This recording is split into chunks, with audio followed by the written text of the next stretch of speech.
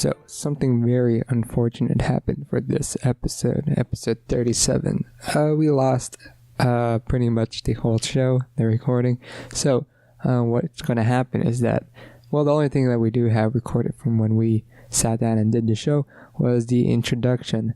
So, what I'm going to do is play that, and then you'll hear back from me right now and give a quick 1-2 minute review from my perspective of the three things that we were going to talk about. Well, what we did talk about, but you will never hear that anymore.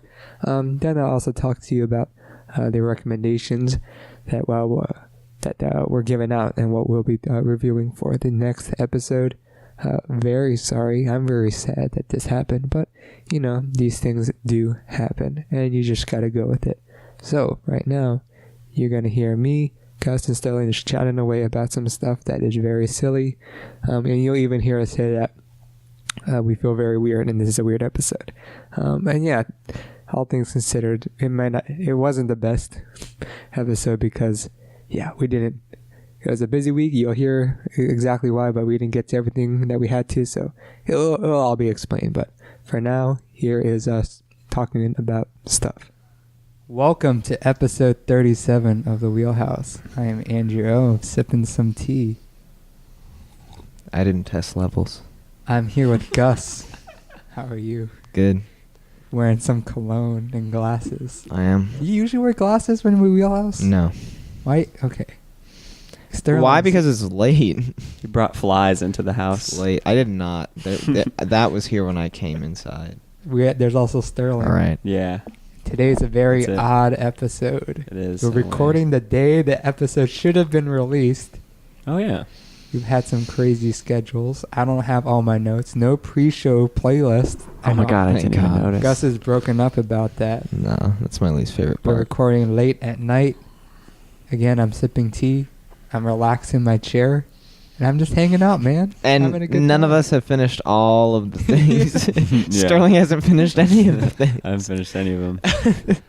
I'll speak to the best of my ability. Oh my God. But the reason why we're doing all these weird things is because we had some crazy weekends. This past few days have been fall break for us. But it's not much of a break. It's more like fall work. Am I right?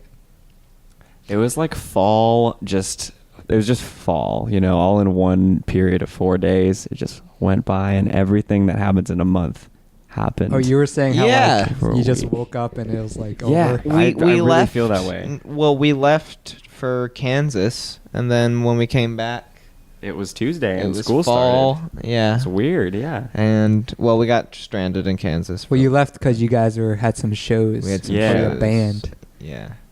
But, our car broke down in Kansas City. And it's still there, right? And it's still there. Yeah. What's the plan with that? I don't know yet. We came back to Dallas at 5:30 in the morning, and then that day we started planning for the film shoot that happened the next day. Yeah, we did. And then we woke up and it was Wednesday. So, which is today. Yeah, the past week has been a little busy. Yeah, while you were in Kansas being stuck, I was also doing my own film thing Friday night, which was a lot, and then Sunday and Monday, I was on a film set as well, and Monday night, call time was 6:30 p.m., and I ended up working till 7 a.m., and I got really tired, and I also got drunk, supposedly. I don't remember everything that happened. The next day, Andrew laid on the floor almost the entirety of the day. Andrew had I don't even know what to call it. I would call it a depressive out-of-body experience. Episode. I think he was astrally projecting himself, and he was just laying there, but Spirit Andrew was running around. He regressed being crazy. About 10 years, maturity-wise. He was like an infant. Is that really how it sounded? More than 10 years. Yeah. Oh, no, I'm so embarrassed. You were kooky. I'm glad there's no photographic evidence. Oh. All I got is a picture of his hand on the door. He was laying on the floor of his room right next to his door. Gus, do you think differently of me now? A little bit, actually. Really? Yeah. Oh, no. I don't. No, I've seen this before. Oh, you have? Before. Yeah, finals week. Every time finals week comes around, or when we were working your production 2 thing, and everyone was always working and spending a lot of time on their movies. Everyone just turned into tired babies. Yeah. It happens. A lot of tired babies today. Yeah, this like I feel like everyone I've talked to this weekend has just been like, I had so much work this weekend. Like literally everybody. Gus, how are you? Can we just go on with the Why are you show? laughing? I just want to hang out and talk, man. Oh my god. don't have Okay, anything well to I have talk something at about. 11:30. Who? What? I told you my friend's coming. What's so his name? His name is Blake. Hey Blake. Why isn't he here? Because Did you tell him not? Well, did you I tell him? told him. Did you tell him? No, I to told him the come? circumstances. Let me talk. Did you tell him to come at 11:30 because you didn't want him to see this? Are I you said- embarrassed by us? Oh Gus? my I God. said, "Hey, I have something at 10. So you can come if you want, or you can come later. It takes about an hour." And so he was like, "All right, I'm just gonna hang out with my girlfriend until 11:30." Did you say I'm recording a cool podcast, or just like I'm doing busy. I've got something? something until 10:30. That's exactly what I said. Gus, you I knew are it. embarrassed. Wow. You are embarrassed. I- I'm back to talk about to fill in for the rest of the show in the best way I can. The first thing we reviewed was The Killer. It's a Hong Kong action film written and directed by John Woo, released July 6, 1989, which was before I was born. That is an objective fact. You can't argue with me about that. You can try. I like to see you try. Anyway, it was produced by Sui Hark, who, interestingly enough, went to the school I'm attending right now, SMU, I think probably back in the 70s, but he ended up leaving because everyone was racist to him. So, there you go. Don't be racist to people. The story is about assassin Ajong, played by Chow Yun-fat. He's very good at his job, very good at killing people. But in one job gone bad, he injures a karaoke singer named Jenny, played by Sally Ye, and he decides, you know what, I can't just let this happen. I gotta right my wrong. He decides to take one last job to get enough money to pay for the medical procedure that will keep Jenny from going blind. While this is happening at the same time, you have a Detective Li Yang, played by Danny Lee, and he pursues Ajong, tries to bring him in. Wang Hoi is a triad boss who turns on Ajong, and then Feng Se is Ajong's sort of messenger and friend, who's also in that sort of triad community. And the interesting thing was that the three of us had seen the film A Better Tomorrow, which is an earlier John Woo film, for part of our film classes, and we absolutely loved it. I thought it was so funny, stylistic, but also very dramatic, and all around a really good time. I think that might have something to do with how, yes, The Killer's great, but I didn't have the same sort of response to it. It wasn't as fresh, you can say. I think it's because of, there are some elements that were familiar to me and us, having seen A Better Tomorrow. Yeah, going into the film the first 15 minutes, it feels very strange. It moves very quickly. There's use of flashbacks, which adds to the sense of melodrama. There's this love story that developed very, very quickly. There's a scene near the beginning, Ajong is staring at the window, playing a harmonica. The music, very flowery 80s synth. And yeah, that sort of style, typical style for those sorts of films at the time. But, not having seen something like, The Killer or Better Tomorrow for a while, it takes a while to adjust and get back into it. But when you do, man, it's pretty great. And yeah, the look is very distinct. Very colorful at times, but also very grainy. And it has almost a faded look. There's a great use of shadows and the long lens to give it a lot of depth. Yeah, and the cinematography is, not always, not every scene is going to be very, in your face, showing off something beautiful. But there are times where it is. There's a boat chase sequence that's so great to watch. There's a hospital scene where all the curtains are draped down white and you have the characters in the standoff moving in and out of the curtains. Very cool. And in general, the use of shadows, especially insides, is really, really moody and effective. But yeah, a lot of familiar elements between The Killer and A Better Tomorrow. There's that theme of, the older generation of mobsters is getting sort of snuffed out by the up and coming, young punks out there. And this older generation is trying to hold on to these, sort of old values like loyalty and dignity and stuff like that. And sort of the question, like, well, if you're, getting pushed out, is like, is that really something that is worth clinging on to? That's something the movie considers. And there's a scene where Ajong, the assassin, or the titular killer, is talking with the detective trying to bring him in.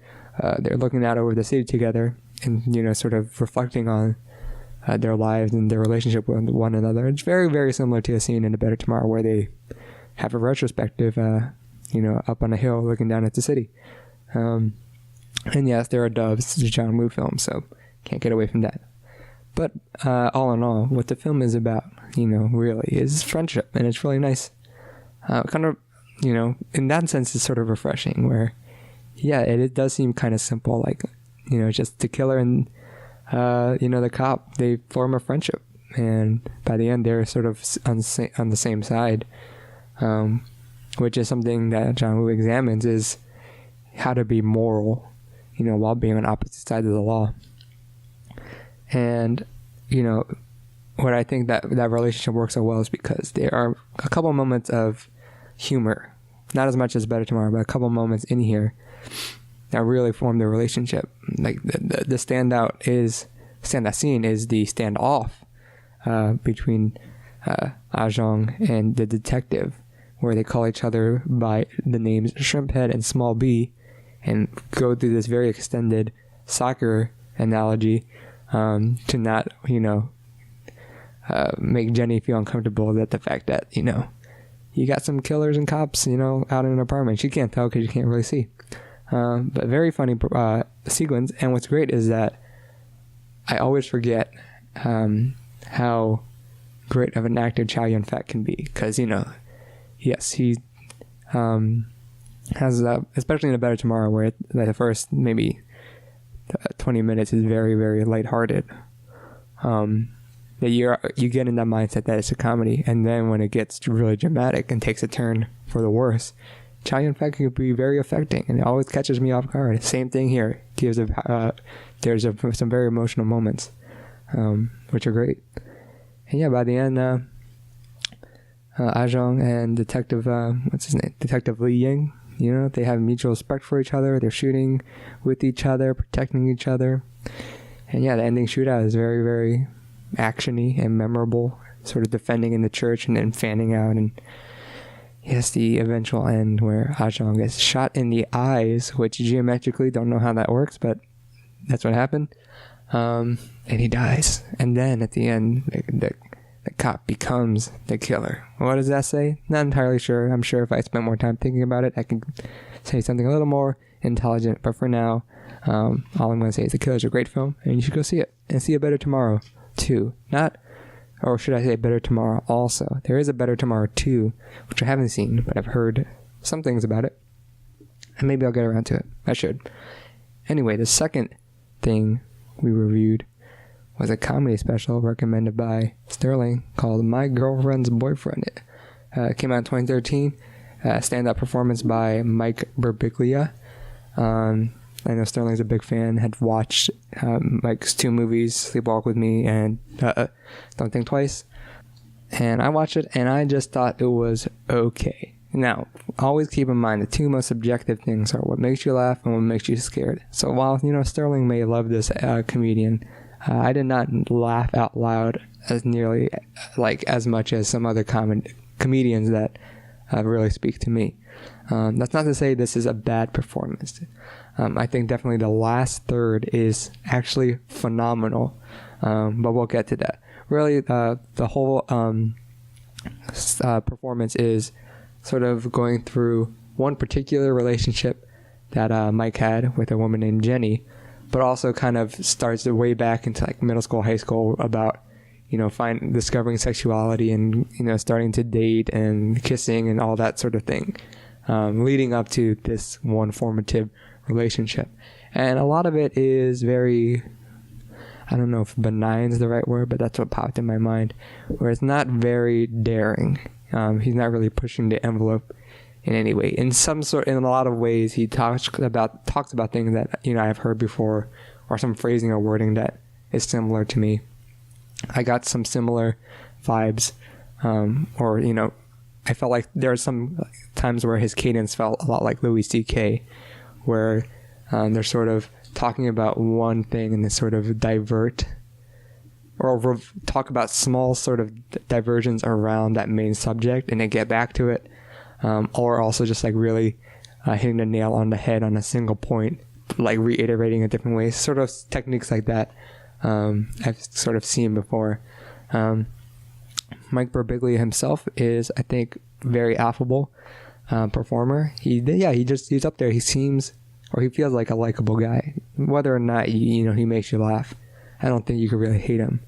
The one thing I didn't like about his sort of style of performance, and I guess I really don't generally like this with most comedians, is when they're very animated and they act things out.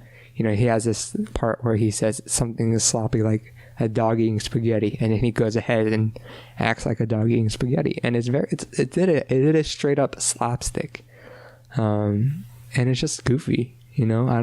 People laugh. I don't know why, but I guess that's funny. Also, he goes on a carnival ride on a date called the Scrambler, and there's a funny bit about this imaginary boardroom coming up with the name Scrambler that I think is good, but then he actually acts out riding the Scrambler, and again I'm just like, is that really necessary?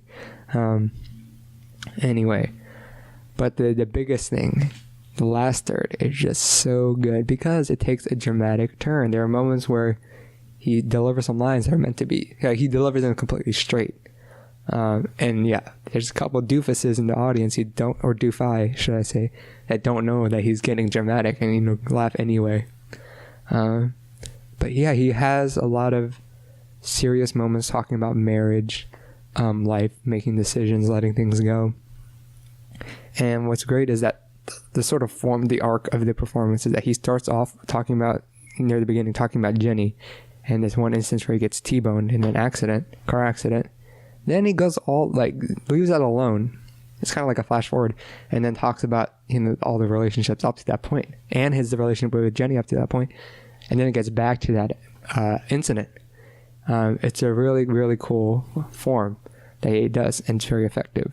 And yeah, the whole story about having to pay $12,000 for something for an accident that wasn't his fault, it's just like, it's heart-wrenching, man. And you get mad.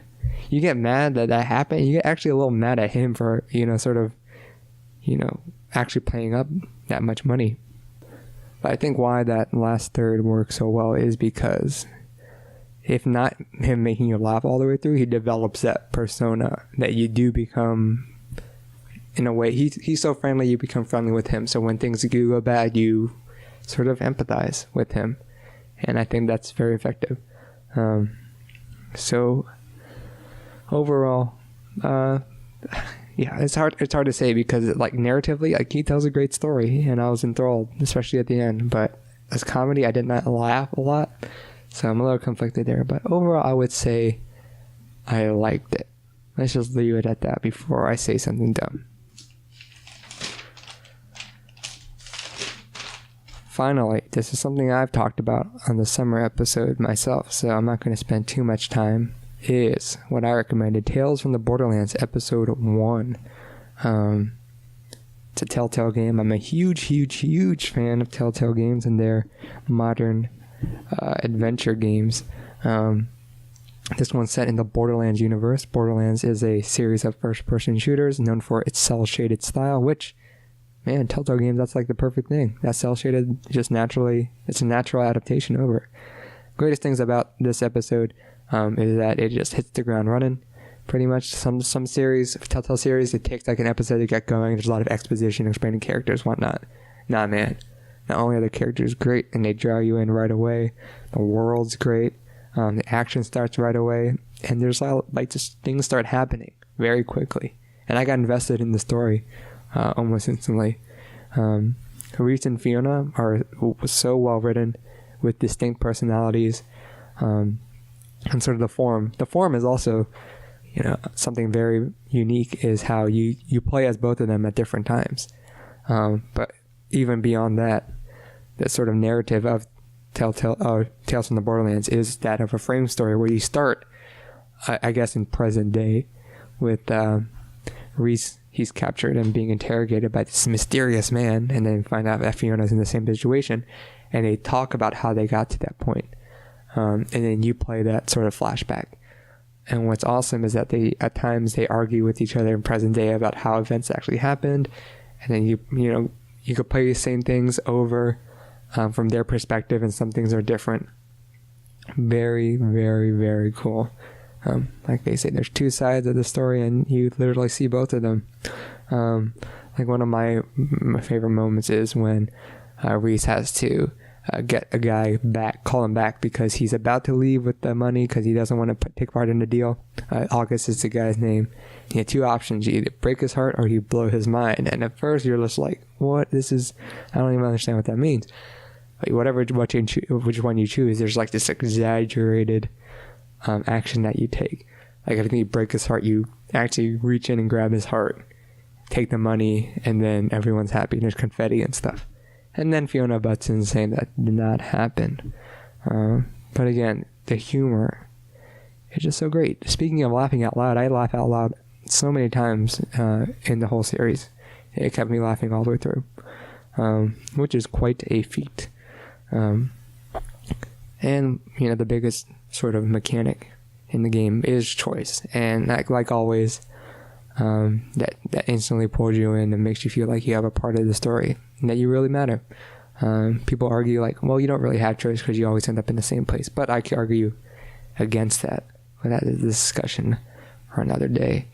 Anyway, thank you for listening to my mini reviews. Went a lot longer than I thought. Once again, I surprised myself by how much I can talk to myself. But then again, I guess I've done it enough to be quite good at it. Anyway, here are the recommendations, what we're going to be talking about on next week's episode. 3 albums. It's a music episode. First, what I'm recommending is one of my favorite albums of all time. It is Modern Sounds in Country and Western Music by Ray Charles. It came out in 1962. I was thinking about recommending volumes 1 and 2, but I decided to be nice and just do the first volume. Ray Charles, one of the greatest singers of all time. He takes these sort of country standards and folk standards and infuses them with different genres like R&B, jazz, gospel. And it's just such a unique sound, and it's just such a pleasure to listen to. So fun, so vibrant. Also very nuanced. It's just all around fantastic. Next, what Gus recommends is the album Solid State Survivor, the second album by Japanese electronic music band Yellow Magic Orchestra, this album came out in 1979. I actually heard of this band before on a video game podcast, and I think Gus mentioned, they're very influential in the electronic music scene. So there's a lot of, their range is very far-reaching. So that's the second thing. And then finally, what Sterling recommended is The Sunset Tree. It's the 9th album by the Mountain Goats, released April 26, 2005. I don't have much to say about it, but I know Sterling talks about Mountain Goats every now and then, so we'll see how this all goes. Thank you for listening, and much apologies once again for this mini episode and not being able to, put up what we usually do. But next week, all will be back to normal, hopefully. What you can do now is like our Facebook page at facebook.com/wheelhousecast. Follow us on Twitter at wheelhousecast. Subscribe to our feed on iTunes, where you can also rate and review us. And if you want to send any emails, you can do so. That's a weird sort of emphasis. You can do so, not you can do so. You can do so at the email address wheelhousecast@gmail.com. Don't know how to end this. I'll just end it by saying the end.